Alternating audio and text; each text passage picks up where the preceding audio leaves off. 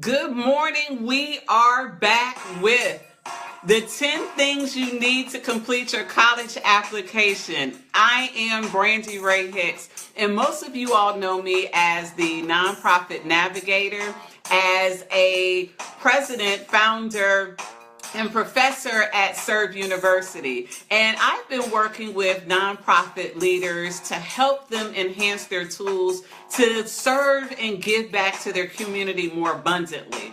And so for the last 5 months, I've been working with nonprofit leaders to help you craft your programming, how to get your message out into the community, and to help more people in the natural born gifts that you have. And so it is time to start talking to the community about what it is that I do in my passion project with my foundation called College Clinic. Now, for some of you all, this is something new for you to learn about what it is that I'm doing with College Clinic. And my foundation helps transition students and their families into college and beyond through academic preparedness, financial literacy, and basic life skills. And I am so honored and thrilled for the next week, from May 1st, today, all the way through Friday, May the 5th, I am going to be coming to you live at 10 a.m. to share the 10 things you need to complete your college application. This is a workbook that I had created for students to help figure out what life and learning looks like after high school. We have sold over 2,000 units of this workbook. This is a resource that the Cleveland Metropolitan School District had adopted in a lot of their high schools, as well as Atlanta Public Schools, Fulton County, Ray of Hope Christian Church is one of our community partners, as well as Cuyahoga Community College in Cleveland, Ohio. This is a 10-step guide for high school students, parents, counselors, people who work with students that wanted a simple guide to figure out what are the precise 10 things, just easy steps that I need to learn in order to complete my college application. And this workbook is chock full of different templates and different resources to help you get through the college application process. Now, this is not just for high school students. I am an adult learner. I just got accepted to Northeastern University to start my doctoral program in the fall with a Doctor of Education. I still can't believe that they're going to let me become a doctor. But I had to pull out my own workbook to remind myself how to put together a letter of recommendation, how to get my official transcripts from my high school, from my undergrad, and from my first graduate program where I received my master's at Keller Graduate School of Management. I had to pull out my own book. My own book is filled with 115 pages worth of templates, worth of information for high school students. And we work through things. I'm just going to show you a couple of things, and then I'm going to show you the free gift. Is that we work through creating your college plan. Of course, that's backwards. But we work through things like creating your college plan and how to figure out what is your plan A, what is your plan B, what is your plan C. For some people, they are so set in their first school of choice. But my mom always taught me that I always needed to have a plan in life. I grew up in Shaker Heights, Ohio, and in high school, I graduated with a 1.9 GPA, a 1.999 to be exact. And it wasn't that I wasn't smart. I just did not have a plan of what life and learning looked like after high school. And so I had senioritis. I woke up one day after Christmas, my senior year, and I woke up with this nasty disease called senioritis. And if you are a parent or a teacher or administrator or work with young people, if you know what senioritis is, raise your hand. And before I jump into the first parts of our curriculum today, go ahead and share this video on your timeline. Let people know that you are working with young high school students, or that you know some high school students and parents that can really benefit from this no-cost training that I'm going to do every day this week at 10 a.m. And our gift to the community is that if you visit my website at collegeclinic.org, now I'm going to jump in the comments and I'm going to put the website up. It is called collegeclinic.org. And if you jump into collegeclinic.org, on the home page, you are going to find a wealth of information. But our gift to you is that for this week only, from today, May 1st, the first day of the month, all the way till Friday, May the 5th, that you can download this workbook for absolutely free. That's right, you can download this workbook for absolutely free. It's normally $24.99 on our website, but as a gift to rising seniors, to any of those students that are high school seniors right now and have not figured out what their learning is going to look like starting in the fall, it's not too late. It's not too late for senior students to download this workbook and create a plan of what your learning is going to look like after high school. Because I meet so many young people that said, look, I'm done with high school, I'm done with learning, this is it, high school is over, I'm not going back to school. And so this book motivates and encourages and inspires young people that learning does not have to stop after high school, no matter whether you're going into the military. If you're going into the military and not college, that's great. This workbook is for you because you're going to have to learn. If the government, the highest form of our military, is trusting you with firearms, you best believe that you are going to have to go to school in order to learn about the history of war, in order to learn about guns and weapons, in order to learn about how to protect our country. You're going to have to learn. If you're deciding to go straight into the career force and you are working at McDonald's, guess what? You're going to have to learn how to count the register. You're going to have to learn how to open and close. You're going to have to learn a wealth of information about customer service. You're going to have to learn about cooking temperatures and OSHA regulations, and you're going to have to get schooling in regards to that. And if you want to grow to expand to be a McDonald's operator, there is McDonald University. Because if you are cooking fries in the United States and you're a young person, don't think that you can't take that skill set to an international capacity and fry fries in London, fry fries and flip burgers in Japan, fry fries and flip burgers in Alaska, because there's a Golden Arches anywhere in the world. Trust me, I've seen a lot of them. And so learning just doesn't stop for high school students after high school.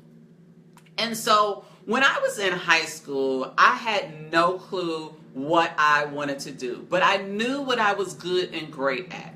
I was that kid that was always getting in trouble for running my mouth. I was always getting in trouble. I was always getting put on punishment for speaking out in class, talking and having conversations with my classmates. And so when I got put on punishment, probably once every week, when I got put on punishment, my mom and dad decided that they were going to take away my TV privileges. And what it come to find out is that when they took away my TV privileges, all I was left with was a pen and a piece of paper. And so this loudmouth vocal kid in high school, that when she was on punishment and removed from television, she developed her voice and she developed her writing abilities. And so I knew what I was good and great at. I knew I was good at speaking. I knew I was good at writing. And I was always thrilled when asked for the opportunity to volunteer. My very first job was I was 10 years old, and at my grandmother's apartment complex, senior home, a couple of blocks up the street from my parents' house, they had a community building next door. And they had a program in there in the summertime called Safety Town.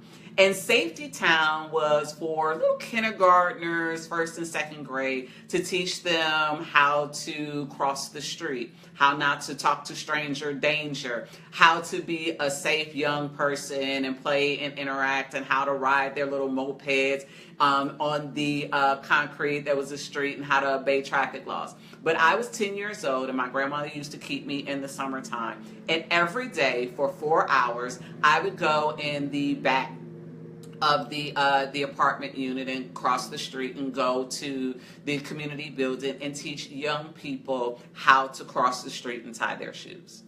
So I loved giving back at the age of 10. And so when you grow up and try to figure out what life and learning looked like after high school, you take all of these skills with you. Now, this 1.999 high school student went to the University of Cincinnati. Now, I was supposed to major in history and African American studies, and I wound up going to college and doing everything that my parents sent me there not to do. Instead of majoring in books, I majored in boys, parties, playing spades, going to IHOP and Denny's, and doing everything that I could to maintain my 1.99 GPA. But again, in college, it wasn't that I wasn't smart. I just didn't have a plan of what life and learning looked like after high school. Because a lot of high school students, they know that they're supposed to go to college, but what's the plan when I get into college? What's the plan while I'm in college? And definitely what's the plan when I have this degree? And so our program, 10 Things You Need to Complete Your College Application, helps map out that plan. Now, I packed up I barely got out of my bachelor's program and relocated to Atlanta, Georgia. And the first thing that I did when I got to Atlanta, Georgia, is I volunteered and gave back. And so when I tell young people, when I'm talking all across the world to young people, if you're moving to a new community, even if you're staying at home and move to another city within your another county or another community within your neighborhood, or you're moving abroad, or you're moving to another state for college, the best way to learn how to get around a city is to start volunteering. So when I relocated to Atlanta, I contacted the United Way. And I called 211 and asked them, what are the volunteer opportunities that I can get involved with? And so within that, they would send me to different places around Atlanta. If you guys know Atlanta, Atlanta's pretty spread out. And so I was able to learn how to get around the city. I was able to meet people that were like-minded because they wanted to volunteer as well. Of course, I am at home and the only... Sorry, you guys. That is the worst, to have the house phone ring in the middle of your live stream. Sorry about that. And so the best way that I learned how the city ran, who were the leading community stakeholders in the community, and how to meet other mentors, and how I got my first job was through volunteering and giving back. And I tell this story all the time. I met Janice Robinson from the United Way as I was volunteering in the community. And she had said, you know, you can make a career out of giving back. And I was like, wait, what? You can get paid for giving back? And she said, yes, you can get paid by giving back. Have you ever thought about turning this into a career? Have you ever thought about going back to school and mastering in this? And so this 1.999 GPA student who got a failing grade in math and English her senior year went back to college into a master's program at Keller Graduate School of Management, and I received my Master's of Business Administration and Marketing and my Master's of Public Administration and Nonprofit Management. This 1.999 GPA student went back and got 2 masters in 18 months and graduated with honors. It's not where you start this journey, it's how you end this race. And so I knew that there were young people that needed a step-by-step guide of what life and learning looked like after high school. And so I created this workbook, the 10 things you need to complete your college education or college application, to help young people through that process. And so I'm going to talk to you every day about 2 of the 10 things to complete your college application. So the first, I'm going to read you through the 10 of this book. So the topics of this book, we talk about the official high school transcript, the standardized test, the college tuition and what those costs look like, counselor and high school evaluations, letter of recommendations, student autobiographies. Number 7 is the college essay. Number 8 is community service hours. Number 9 is financial aid. And number 10 is the college application submission process. And so the first thing of our book is that we talk about the official high school transcript. Now I'm going to my own book to show you that number 1 is the official high school transcript. And so on an official high school transcript, there's 2 different transcripts. There's the unofficial transcript, which only has your test scores and your name and your contact information, but it does not have a signature. An official transcript is one that is signed by an official of your high school. Sometimes they give it to you in an envelope that's sealed with Gorilla Glue, so you can't hold it over steam and try to open up the envelope. Sorry, I was one of those kids that held it over steam to open up my transcripts. Or now in modern times, what they do is the high school will send the transcript electronically from the high school all the way to the college. And so the official high school transcript has 8 things on your transcript, or 7. The first one is it has your contact information. As a student and parent, you need to make sure that your student's high school transcript has the correct contact information, because that establishes your student's residency, whether they're going to school in-state or out-of-state. You need to make sure that the address is reflected on the transcript. The second thing is your grade point average. That will be listed with your grade point average. Every grade that you earned is going to be on your transcript. So you need to make sure as a parent as well as a student that all of your classes are listed, all of your grades are correct, all of your credit hours are correct, because anything that is wrong on your transcript will pop up on your college end, and then you'll have an issue of trying to get that amended or corrected.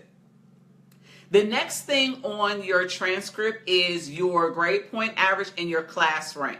Class rank means that out of the students of 100, number 1 being the student with the highest GPA, number 10 being the student with the lowest GPA, that 1.99 student, is where do you fall within your class rank. The higher number closest to 1 is a higher class rank. And colleges look at class ranks to see where your student ranges in their graduating class.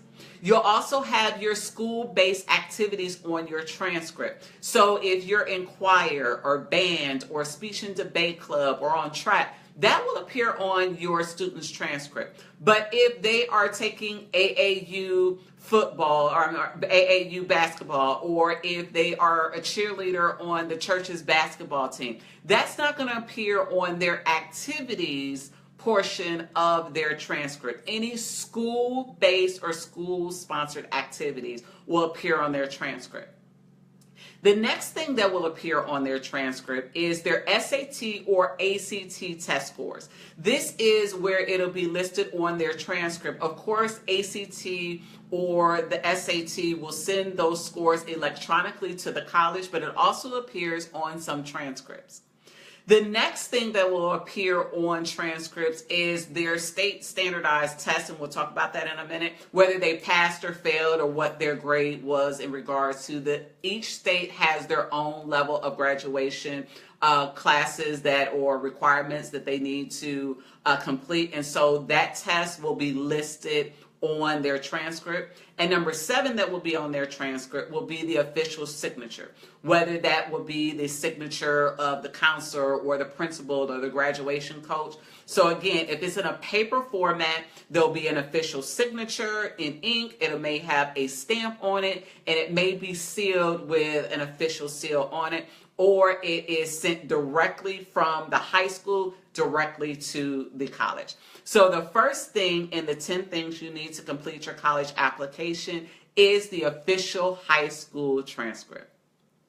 The next, number 2, in the 10 things you need to complete your college application is the standardized test and graduation requirements. So the college standardized test, as most students know, is the PSAT, and that the PSAT stands for the Practice Standardized Achievement Test.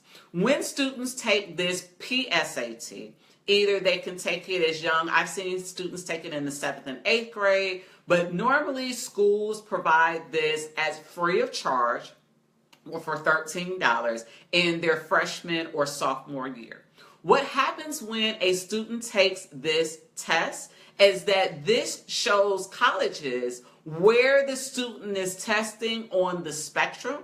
And if they're testing high on the spectrum of the practice PSAT, then those test scores can qualify them for the National Merit Scholarship Qualifying Test. That is the NMSQT, the National Merit Scholarship Qualifying Test. And so you really want to get your student into a school that does this in their 8th, 9th, or 10th grade year, or you can register with a community organization that will help your student take this test and prepare for this test. The second test, as we know, the test that really count is the SAT or the SAT subject test. What that means is that if your student is in an AP class or is scoring very well in history or a number of core subjects that they're doing well, history, science, math, or foreign language, that they can take a subject-based test. So they can take the normal SAT and then they can take a subject matter test. When they take that subject matter test, depending on how they score on that, they're in a position to receive what? Free money and more scholarships. So you really want to talk to your high school counselor as a parent to see if your student is a right candidate to take the SAT subject test. Then there is the ACT, the American College Test. Excuse me. And with the ACT, it's myth. It depends on how the test taker is. Some people say the SAT is harder than the ACT. Some students say the ACT is harder than the SAT. Depending on how your student is a learner, then the ACT is another standardized test. Most colleges will take, all colleges will ask for a student's transcript. Most colleges will take the ACT or the SAT. And they are, again, an entrance exam test into college. Now, AP exams. AP stands for Advanced Placement. What an AP exam, it happens during this month of May.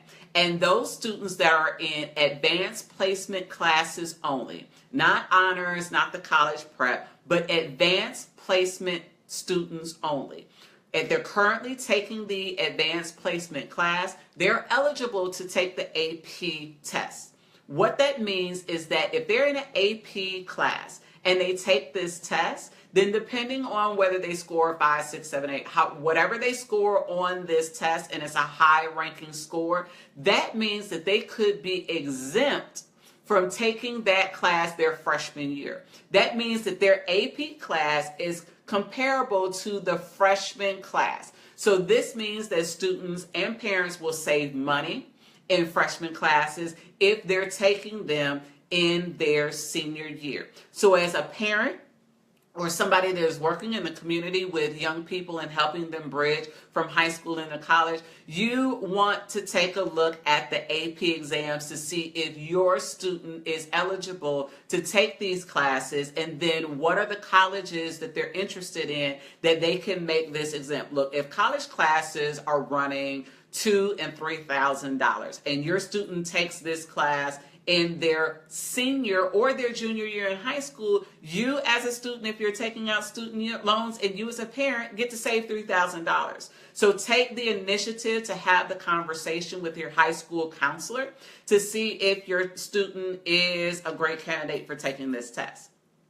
And so also the state graduation requirements, depending on what state that you live in, you can go to your state's Department of Education and get a complete list of your state's graduation requirements. In the state of Georgia is 23. I think in the state of Ohio is between 20 and 22. Depending on what your state requirements are, you can compare that with your student's transcript to make sure that your student is on track, to make sure that your students have the credit hours that they needed. Look, I'll tell you a quick story. The reason why I was able to graduate with barely a 2.0 and failed math and English my senior year is because I was enrolled in honors and AP classes 9th through 11th grade. So my GPA, when it was decent and my grades, was able to make those credit hours required for graduation. So you want to make sure, how does your students' credit hours balance against the state graduation requirements, as well as what that student's future college wants to see on their transcript. So let's go back through real quick in regards to what we talked about. So number one is the official high school transcript. This is a complete list of your grades and test scores, and it's a resume of your grades. This is the most frequently requested document that college and applications ask during the college application process. Number two, standardized test and graduation requirements. Today we talked about the PSAT and the National Merit Scholarship Qualifying Test, the NMSQT, as well as we talked about what an SAT is, the SAT subject test. We just discussed about the ACT and the advanced placement exams. And you also want to check with your student's counselor or community advisor or graduation coach in regards to what are the state requirements and what is the county or school or city or whatever your school district's requirements are for graduation. So again, every day this week at 10 a.m., I'll be coming to you live on Facebook Live, and we'll have a community conversation about the workbook, the 10 things you need to complete your college application. For this week only, I'm giving this gift away for free to the community if you go to our website, collegeclinic.org. I'm going to put the website up there one more time.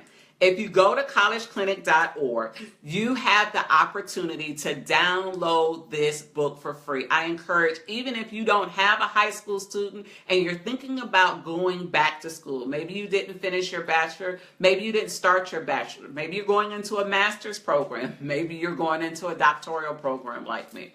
There are so many templates in this workbook. Let me see if I can find one of the templates. A transcript request form.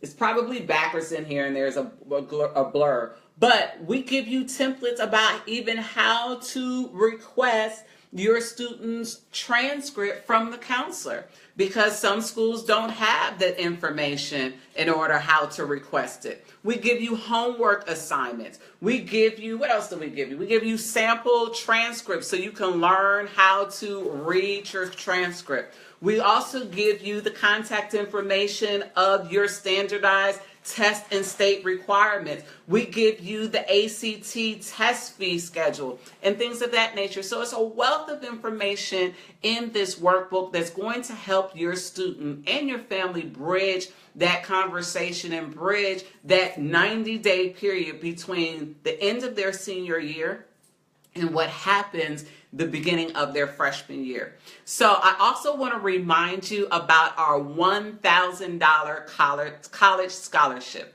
At College Clinic, we have a $1,000 college scholarship, and it is an essay contest of write your graduation speech to the class of 2017. This is for high school students. The Submission deadline is this Wednesday. We extended it from yesterday to this Wednesday. Wednesday at midnight is the deadline. So if you know any high school student that can use an extra $1,000, it is a 500-word essay. And me, being the student that graduated with a 1.999 that got a failing grade in math and English, is not checking for grammar. We want to hear what's going on in your heart. So you have until Wednesday at midnight. Myself and my board of directors are going to spend all day Thursday reading those essays, and then on Friday, on National College Signing Day, in support of First Lady Michelle Obama and her Reach Higher initiative, we will be awarding one high school student $1,000 towards their college dream. So make sure that you share this video, share the information in regards to the scholarship, and download that workbook. Download the workbook and share it amongst people that you know that can use this valuable information. And so that's it for today. Today is day one. We talked about official high school transcripts and the standardized tests and graduation requirements. Tomorrow you can join me at 10 a.m. We will be talking about number 3 and 4 of the 10 things. And number 3 is college tuition.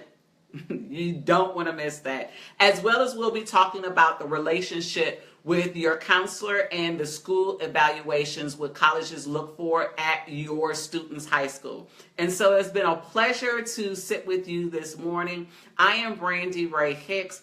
I am a nonprofit navigator, but I am also the executive director of College Clinic. Visit our website at collegeclinic.org to download your free workbook, as well as apply for the $1,000 college scholarship. Thanks for joining us today, and we'll see you tomorrow at 10 a.m. Bye, Facebook.